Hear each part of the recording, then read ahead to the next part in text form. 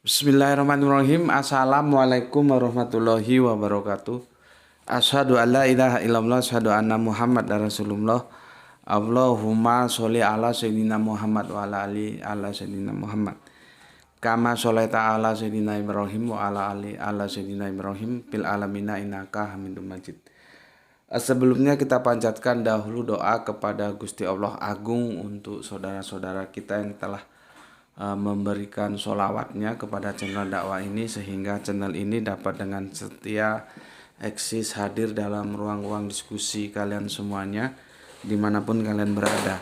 Tentu dengan sebuah harapan, insya Allah sholawat itu akan menjadi catatan langit amal soleh bagi mereka dan keluarganya kelak, dan insya Allah akan terbalaskan dengan balasan yang jauh lebih baik lagi. Kemudian untuk seluruh viewer terkasihku dimanapun kalian berada di mancanegara, di dalam negeri, aku ucapkan terima kasih atas apresiasinya. Semoga selalu always dan tidak pernah never tetaplah bertumbuh menjadi satu pribadi tangguh yang anti skip dan anti download. Bagi yang berkenan silakan saja di share, tapi linknya ya, link kajiannya. Jadi jangan diunduh lalu dipotong-potong dan diunggah ulang kemudian diadu dengan video lain yang juga potongan. Aku tidak pernah kasih izin untuk yang seperti itu ya. Linknya saja kalaupun berkenan, kalaupun tidak ya ndak usah gitu. Oke. Untuk saudaraku yang ada di jalur TikTok dan jalur YouTube, aku ucapkan terima kasih malam ini telah meluangkan waktu untuk ngaji bareng Gus Betik. Untuk yang di TikTok, bila kalian mau mereview, karena di TikTok kan tidak terdokumentasi, silakan masuk ke channel YouTube aja ya. Ketik Subandi T. Sukoco, di sana channelnya Gus Betik. Dan begitu juga untuk yang live di YouTube, itu biasanya gambarnya atau videonya kurang begitu bagus meskipun audionya bagus ya. Ini kita rekod dan insya Allah besok yang rekodnya akan kita unggah. Edisi record itu biasanya baik audio maupun videonya sama-sama bagus ya. Jadi semua fasilitas sedapat mungkin aku berikan untuk memudahkan kalian mengakses dari kajian-kajian virtual yang digagas oleh ISRA, kelompok Islam rasional yang itu di kami menyebutnya begitu ya. Jadi kita upayakan tentunya ya sedapat diupayakan kalau sudah di luar kemampuan ya enggak gitu. Oke, ini kelanjutan, apakah ini nanti menjadi the end atau tidak aku juga belum tahu ya. Lanjutan dari kajian kita ketika Yesus diciptakan ya. Bagi teman-teman yang sudah ngaji bareng di kelompok Islam rasional, tentunya ini mengulang ya, dan tidak apa-apa karena mengulang itu juga ada sunahnya. Penjelasan-penjelasan dalam Al-Quran itu ada yang diulang-ulang, itu artinya penting ya gitu. Jadi tidak apa-apa ya, tidak ada masalah, semakin kalian mengulang semakin lebih paham. Tetapi untuk teman-teman yang di jalur TikTok, ya, sepertinya ini hal yang baru, dan kenapa aku menggagasnya kembali itu di seri awal sudah aku sampaikan.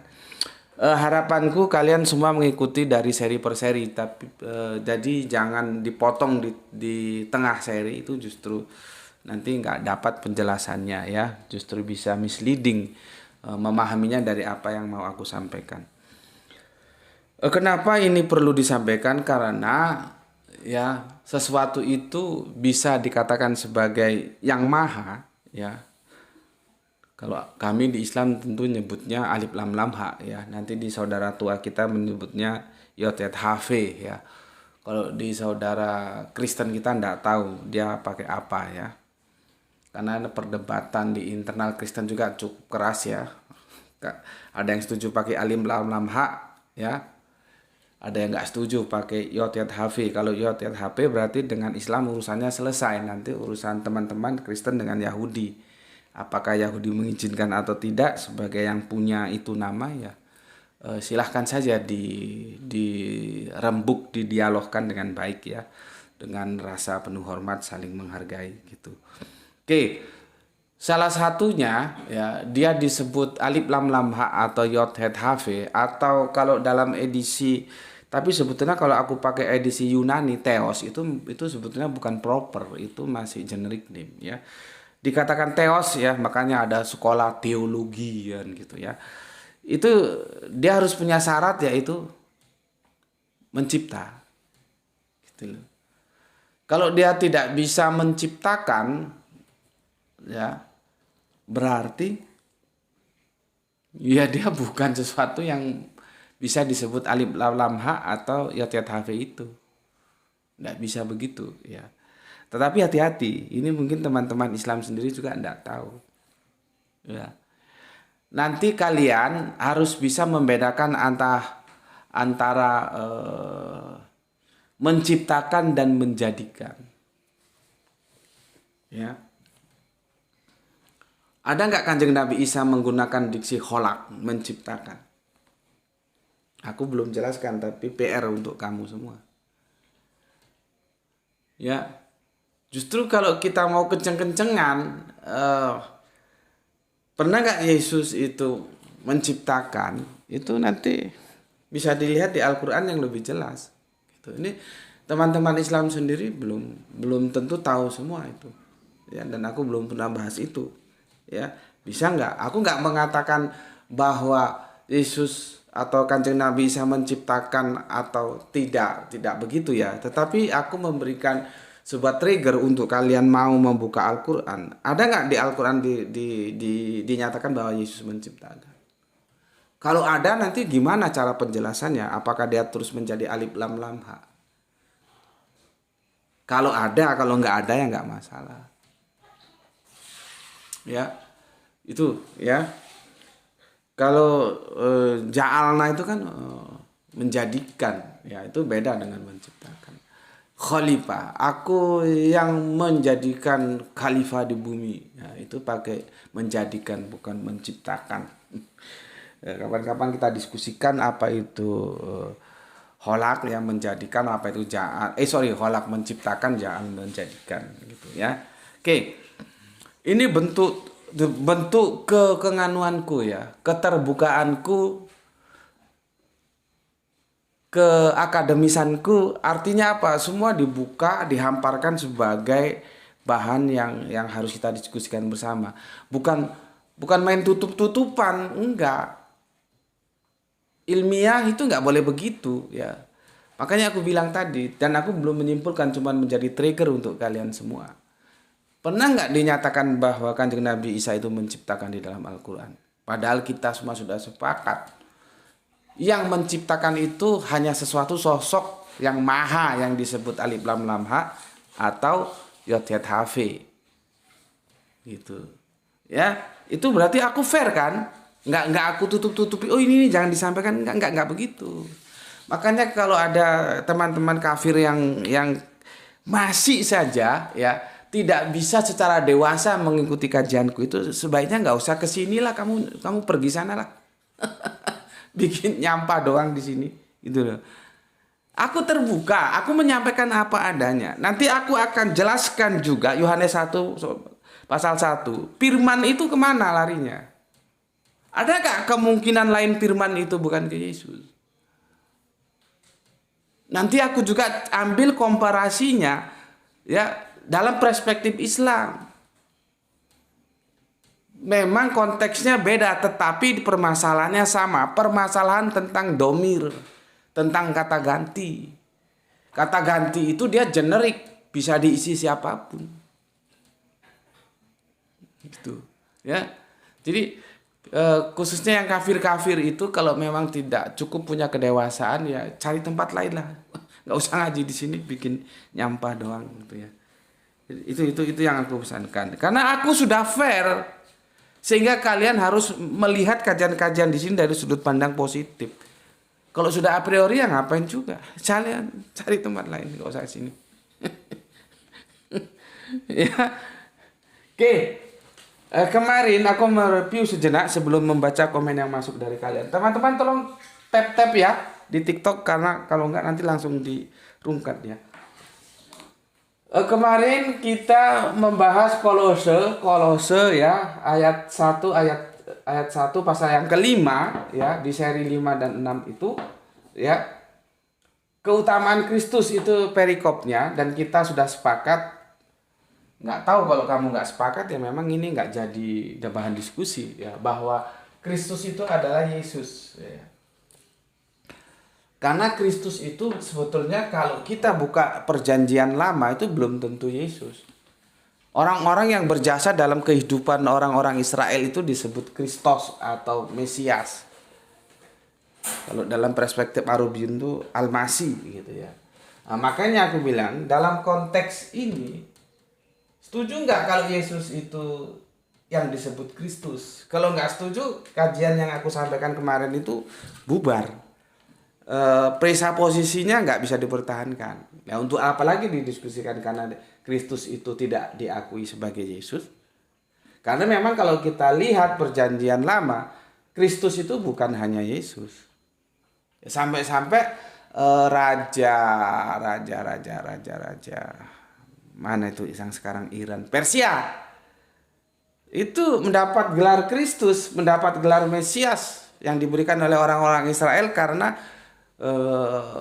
ketika mana tadi kerajaan yang raja Persia itu menundukkan raja Babel ketika pembuangan bangsa Israel, dan raja Persia siapa namanya lupa aku, Kores ya, nanti tolong kalau salah dibenarkan, ingatku Kores atau siapa gitu, langsung diberi gelar Kristus atau Mesias karena dia mengambil kebijakan silakan pulang orang Israel, silakan pulang. Jadi dari pembuangan di Babel diizinkan pulang ke Palestina lah gitu ya, setelah ada dalam pembuangan di bawah kekuasaan Babylon tadi. Dan Babylon ditundukkan Persia, lain cerita. Ya, pulang sana. Di sanalah Esra menuliskan kembali Torah untuk orang Israel. Ya, jadi dalam suasana perang, jangankan ngurus kitab suci, ngurus nyawa saja sulit. Kan orang maunya kan hidup bukan mati.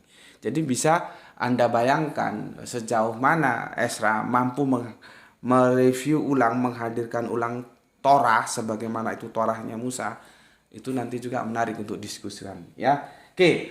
Jadi kita harus sepakat dulu bahwa Kristus ini Kristus yang Yesus ya. Iya, Kristus itu adalah gambar Allah. Gambar Allah itu mesti bukan Allah. Itu simple banget. Gambar handphone itu bukan handphone. Gambar spidol mesti bukan spidol. Dia sebagai perwakilan dari yang digambarkan gitu loh. Ya. Gambar Allah berarti bukan Allah. Di sini sudah selesai bahwa Yesus bukan Allah, dia gambarnya Allah. Gambarnya Allah mesti bukan Allah karena gambarnya handphone mesti bukan handphone. Kalau kamu mau beli rumah itu kan dikasih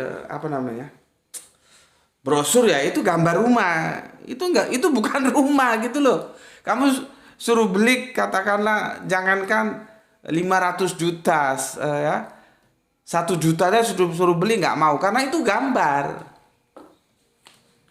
Di brosur iklan-iklan perumahan itu loh, itu gambar rumah. Di situ kan otakmu mulai terbuka toh. Kalau kamu masih ngeyel aja berarti kamu geblek gitu ya. Nggak usah ngaji di sini kalau gebleknya terlalu sulit. Aku mengajar kalau gebleknya itu berkarat sudah. Tapi kalau geblek yang masih mau diajak untuk berpikir ya nggak apa-apa. Tapi kalau sudah geblek berkarat, cari ada orang lain cara. Ya, kan simple. Gambar Allah itu mesti bukan Allah. Gambar handphone mesti bukan handphone. Gambar mobil mesti bukan mobil. Itu simple. Nggak perlu harus S2, S3, profesor sampai kepalanya botak. Nggak perlu. Ya. Kita pakai logika rasional yang sederhana sudah tahu. Gambar Allah mesti bukan Allah. Ketika Yesus dikatakan gambar Allah, maka dia bukan Allah. So simple banget kan. Tuh ya. Kemudian tidak kelihatan, Allah itu tidak kelihatan dan Yesus pernah kelihatan. Sulung, dia sulung dari mana? Yang diciptakan.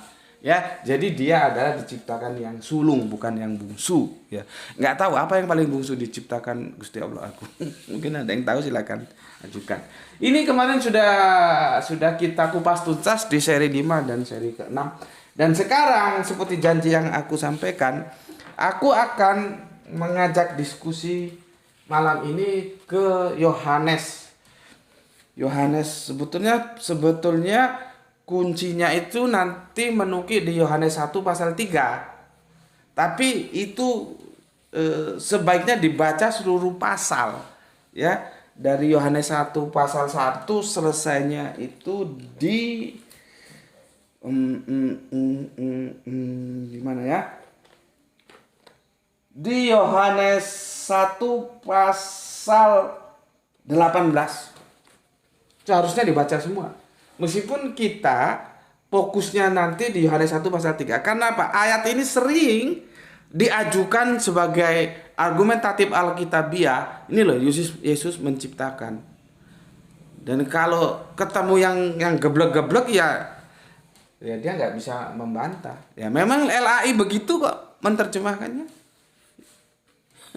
Tapi bagi orang yang ngerti, nanti dulu. Ya. Nah, malam ini aku akan mengajak kalian untuk mendiskusikan itu. Kalau santri Isra sudah paham lah ya, karena itu sudah kita bahas. Tapi nggak apa-apa, ini kita bersama teman-teman di TikTok untuk mengulanginya. Tolong teman-teman TikTok, YouTube buram. Iya, buram. Nah, karena ya mohon maaf, apa namanya? Keterbatasan dana. Ini Wifi-nya ambil yang paling ekonomis ya, yang 10 Mbps. Jadi kalau kualitasnya kurang bagus mohon dimaklumi. Makanya acara ini aku rekod, insya Allah besok rekodnya aku unggah. Yang live di YouTube yang merasa audio. Kalau audionya jelas ya, videonya memang buram. Ya karena keterbatasan teknis tadi ya, nggak tahu kalau pakai yang 100 Mbps itu ya, tapi mahal ya. Mungkin bisa clear ya. Mohon maaf ya, terima kasih untuk temanku di TikTok yang memberikan laporan di YouTube buram ya. Oke. Ini sudah ya. Sekarang kita akan mengkaji ya, apakah benar-benar tangguh Yohanes 1:3 itu untuk sebagai argumentatif. Nah, ini loh Yesus mencipta. Karena kalau Yesus mencipta, dia akan tabrakan dari sekian banyak ayat yang sudah kita kaji. Ya. Oke. Yang di TikTok tolong dibantu tab-tabnya ya. Sekarang kita akan merujuk ke Yohanes 1 sampai 18. Tapi kita sebetulnya menukik di Yohanes 3-nya. Ya.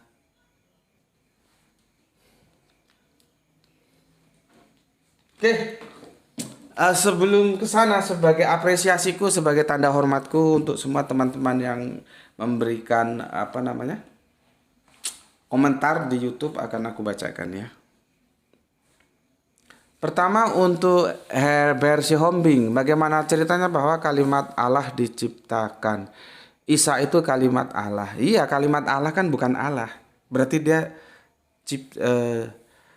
diciptakan gitu ya, Hombing ya. Kan nggak ribet. Penjelasannya begitu. Kalimat Allah itu mesti bukan Allah. Gitu ya. Jadi kalau kamu tanya bagaimana ceritanya bahwa kalimat Allah diciptakan? Ya kalimat Allah yang diciptakan lah. Sama siapa ya? Sama Allah itu sendiri. Dan kalimat Allah itu bukan Allah itu sendiri. Gitu loh ya.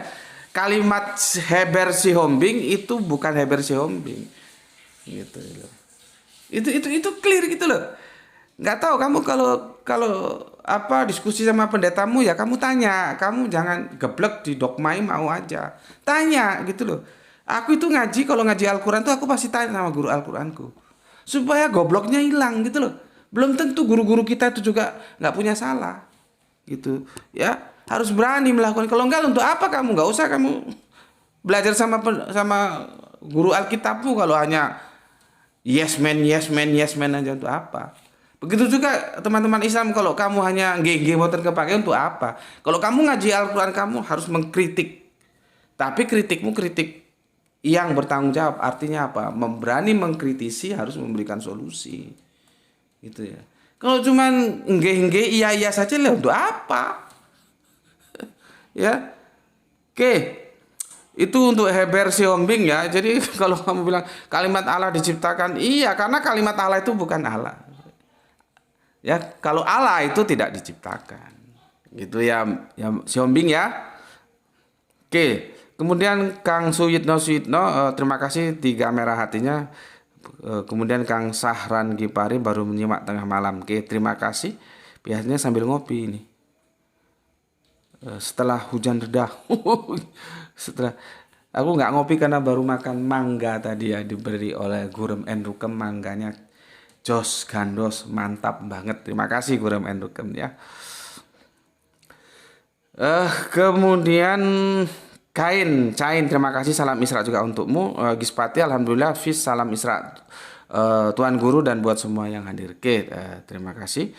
Kemudian apa ini? Salam peci hitamase, ina amruhu iza aroda sayan ayakula lalahu kun fayakun. Oke, terima kasih. Kemudian Topihat ya. Apa ini? Topihat Subandi T Sukoco, kenapa Allah Subhanahu wa taala Tuhan negeri Mekahmu, pemilik Ka'bah yang menjadikan jin-jin beragama Islam tidak mengenal Yesus Kristus dan yang dikenal adalah Isa. Orang Arab lahir di bawah pohon korma yang tidak disalibkan tapi diserupakan. Repot aku harus menjelaskannya dan itu sudah aku kupas tuntas dari beberapa seri kajian. Ya. Tentang apakah Yesus itu sama dengan Isa, Isa apa dengan Yesus, silogisme pohon kurma antara pohon kurma dan kandang domba itu sudah 3 tahun lalu kita bahas. Jadi kalau kamu memang mau mengkaji, ikuti aja semua video Gus Beti ya. Kalau aku harus menjelaskannya lagi terlalu ribet ke belakangnya karena ini sudah dibahas dalam beberapa kajian dengan tajuk-tajuk tersendiri gitu. Ya. Oke. Kang Irfan ya, Kang Irfan. Ini menarik ini ya. Aku pernah dialog dengan temanku anak pesantren tentang Nur Muhammad ini. Dia menyatakan bahwa sebenarnya Nur Muhammad dengan Nabi Muhammad tidak ada kaitan secara langsung. Nur Muhammad adalah cahaya yang terpuji, yaitu ciptaan pertama kali yang diciptakan oleh Allah ketika sebelumnya belum ada apa-apa. Cahaya pertama kali inilah yang diberi label cahaya yang terpuji alias Nur Muhammad. Ini kebetulan saja namanya yang sama dengan nama terakhir Nabi terakhir umat manusia itu. Oh bagus ini ya, menarik. Jadi Nur Muhammad di situ, Muhammad itu tidak sebagai nama dari personal gitu ya, kecuali kalau Muhammad yang itu pada bin Abdullah yang kemudian menjadi kanjeng Nabi kami itu beda ya, cuman hanya karena sama. Ini menarik ini ya. Oke, Lae Laundry Siburian aku datang ke, terima kasih Lae Laundry Siburian ya. Kemudian Saipul semua ini gara-gara Lucifer. Oke, Oskis ya. Oskis, Yesus memang permulaan dari ciptaan Allah ya, tapi itu bukan berarti bahwa Yesus yang pertama kali diciptakan. Karena yang mulanya diciptakan Allah adalah langit dan bumi. Bahasamu berputar-putar seperti gasingan. Enggak ngerti aku maksudnya. Ya, Oskis ini dari Kristen Tauhid ya. Dia bilang bahwa Yesus memang permulaan. Ya, kalau permulaan kok bukan yang pertama kali, gimana ceritanya ya. Tapi nggak apa-apa, kita apresiasi saja. Kemudian Ponco Pireno ya. Salam rasional Yohanes 1:3 ya. Segala sesuatu diciptakan melalui Yesus dan tanpa Yesus tidak ada sesuatu pun yang telah jadi ya. Oke, terima kasih dan itu nanti akan kita bahas ya. Panjang, aku nggak mungkin baca semuanya. Kemudian waduh ini namanya pakai apa ini? Nggak bisa sebut aku, hurufnya huruf mati semua ya. Apa ini? Ya terserah sih dengan Isa, tapi Isa Islam bukan Yesus Kristus. Kamu lihat di channel-channel kekristenan itu memang terjadi dualisme juga. Ya, apakah Isa dan Yesus itu berbeda? Ataukah dia satu sosok dengan 2 nama? Nanti panjang lagi, apakah Ibrahim dan Abraham itu berbeda? Tapi kita fokus ke Isa dan Yesus ya. Itu di kekristenan saja itu memang terjadi ketidaksepakatan mereka. Makanya aku bilang kan terlalu gegabah tentang penggantian nomenklatur itu. Cuman kan kita harus hormati ya, maunya begitu ya sudah diikuti saja.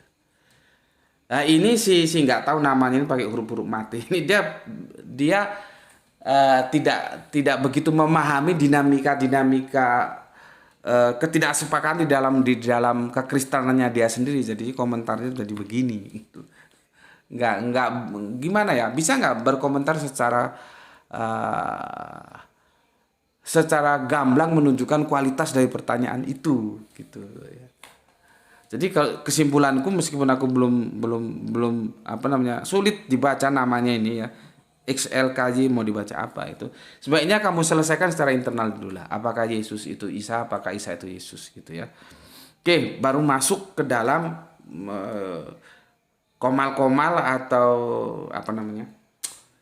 channel-channel comparative religion gitu. Karena aku sampai berapa kali bilang, bagi siapapun yang mengatakan Yesus itu bukan Isa dan Isa itu bukan Yesus, sudah, kalian nggak perlu masuk ke dalam channel-channel comparative religion. Untuk apa? Orang beda kok. Justru adanya perdebatan sengit antara Islam dan Kristen karena sosok itu sosok yang sama dengan dua nama yang berbeda. Karena apa? Itu mengandung sebuah konsekuensi, ceritanya berbeda. Yang satu lahir di bawah pohon korma, yang satu lahir di kandang domba. Kalau memang personalnya beda, ya ngapain lagi rame? Justru yang rame itu terjadi karena personalnya sama. Kalau katakan beda, ya kamu nggak perlu masuk ke sini kok, geblek amat. Gitu loh. Ya, jadi sederhana berpikirnya. Ya. Oke, azas sapi bukti Yesus bukan Tuhan ya, karena Yesus itu manusia bertuhan ya. Oke, terima kasih, panjang sekali. Kemudian Simon ini yang diciptakan, siapa ini?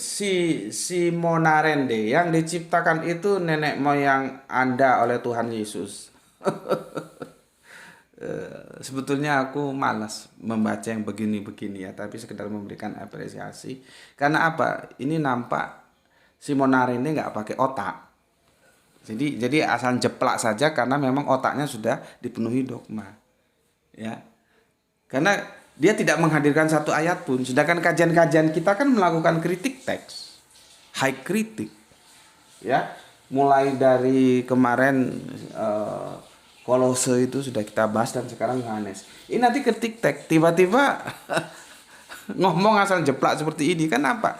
Bahwa otaknya itu otak dogma. Gitu. Ya. Beragama itu bukan dogma tapi pengetahuan gitu. Ya. Jadi kalau Yesus ya yang diciptakan itu nenek moyang Anda oleh Tuhan Yesus, nenek kamu cari dari ini loh ya. Nih, sampai mampus kamu cari nggak ada penjelasan itu. Nih. Kalau ada hal yang diciptakan Yesus, nggak usah nenek moyang apapun. Karena kalau nenek moyang itu sudah ada constraint, sudah dibatasi, maka orang bertanya di ayat mana Yesus menciptakan nenek moyang. Sampai mampus nggak ada. Nggak ada. Maka supaya lebih mudah, apa sajalah, jangan nenek moyang apa saja. Di mana di Alkitab ini mengatakan Yesus pernah menciptakan apa yang diciptakan, gitu aja. Nah kalau Alkitab nggak mengatakan demikian terus kamu bilang Yesus menciptakan, kan geblek kamu. Alkitabnya sendiri dilawan. Alkitabnya sendiri dia lawan. Bagaimana dia mau beragama dengan benar? Ya, oke, itu komen dari seri 3 ya. Coba yang seri 4. Sebelum kita masuk ya, karena kalau nggak tak bacakan nanti aku punya hutang lagi.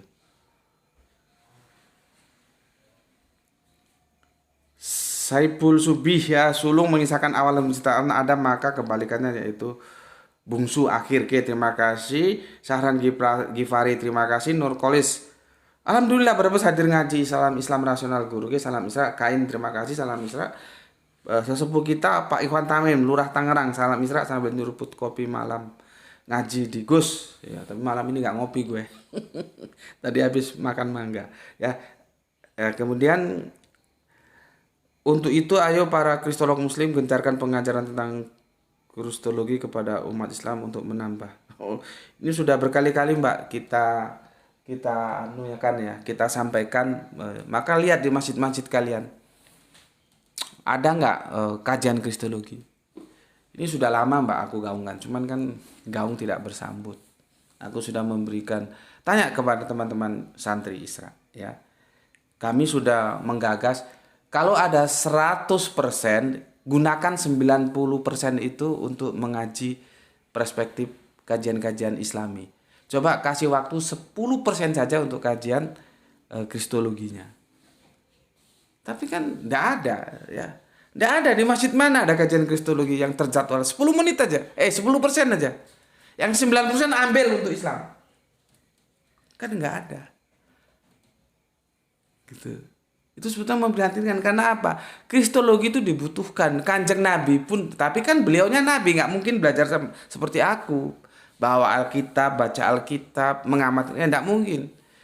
Ketika berdiskusi dengan tamunya kafir dari Najran, itu kan materinya kan kristologi. Jadi ada sunahnya gitu loh. Cuman ini yang pakar, yang tokoh-tokoh Islam, kiai, ustadz itu ya gebleknya itu dikurangi gitu loh. Jangan semua dihabiskan untuk Islam. Ya memang kita orang Islam harus tahu Islam. Cuma kan harus ada breakdown waktu. Sudah 90% kajian Islam. 10% aja waktu yang tersedia untuk kajian kristologi, comparative religion. Supaya kita semua itu tidak kuper, ngerti gitu loh. Ada orang ngomongin, oh gue ngerti gitu loh. Bukan seperti lolak-lolok, goblok gitu yang itu sudah Mbak ya. Nggak tahu Mbak atau Mas Azaz. Tapi jadi kalau jenengan bilang begini ya nggak apa-apa. Cuman telat, kita sudah sampaikan beberapa waktu lalu.